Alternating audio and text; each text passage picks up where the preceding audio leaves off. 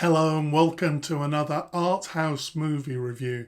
This time we're reviewing the movie Scanners, directed by David Cronenberg. So this is another cult movie that I've never seen. And it's an interesting story about a group of people who can read other people's minds and even enter their minds. It's definitely in the style of a B-movie. It's kind of made like a 1970s TV series. And some of the acting is what you might call wooden, especially Stephen Lack, who plays the main character Cameron. Now, although this film was popular, it did get some criticism at the time. Roger Ebert said that the special effects are good, but you just don't care about the people enough. The New York Times acknowledged the special effects, but said that the film wasn't inventive enough. And when you watch this film today, you can kind of see where these critics were coming from. But I have to say that for me, there was something about this film that really worked. I thoroughly enjoyed it. Now, as I often say, horror is not my genre,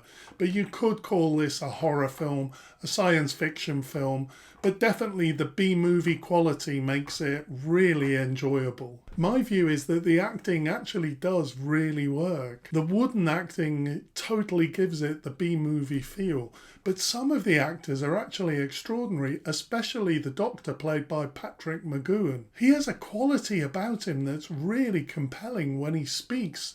You just love listening to him. The special effects and prosthetics are really good. There's no CGI, which I really appreciate. The effects are really creative, but also quite humorous at times. Now, this film is particularly known for the exploding head, and I must say that I thought this scene was spectacular. We're led into this lecture room and there's just little details and twists and it's all a little bit bizarre. And then suddenly this head explodes. And for me, it just works. The music and sound effects are fantastic and give it this kind of raw, edgy quality. I've seen an interview with Cronenberg where he explained that this movie was made at very short notice due to the sudden availability of financing. And Cronenberg ended up writing the script day by day as they shot the film. He said that some of it didn't even make sense when they looked back at it and they had to try and make sense of it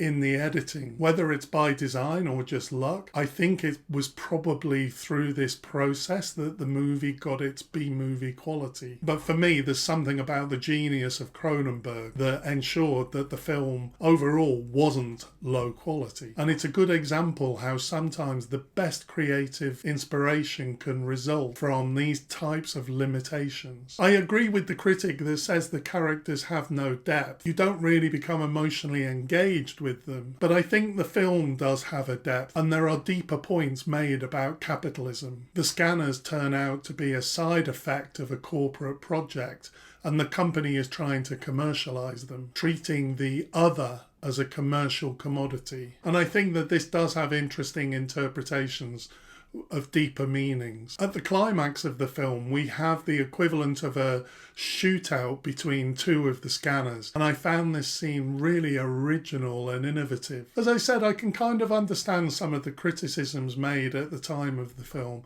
but I do think that this film has really aged well as a cult classic, and I suspect that it probably reads differently today than it did at the time. So Scanners definitely has its flaws and it's not everyone's cup of tea, but for me this is a great film and well worth watching. Thanks for watching, see you next time.